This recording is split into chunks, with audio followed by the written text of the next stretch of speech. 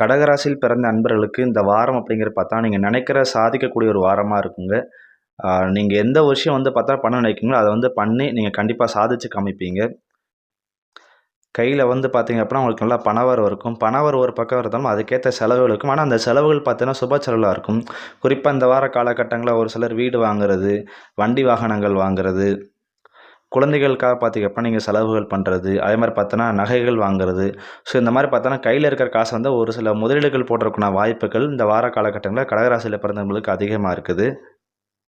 அது மட்டும் இல்லாம, இந்த வாரத்த பொறுத்தளவு பார்த்தா, உங்களுக்கு நல்ல ஒரு மகிழ்ச்சியான, நல்ல ஒரு ஹேப்பியா இருப்பீங்க.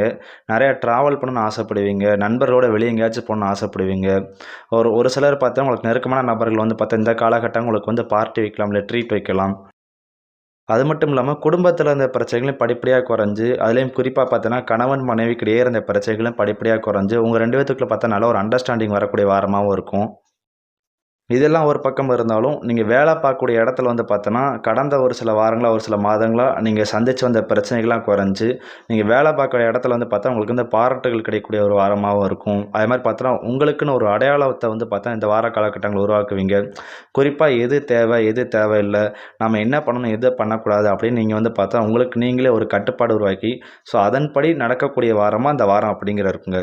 ஸோ இந்த வாரத்த பொறுத்தவரை பார்த்தோன்னா, எல்லாமே வந்து பார்த்தா உங்களுக்கு சக்சஸ்ஃபுல்லா இருக்குங்க.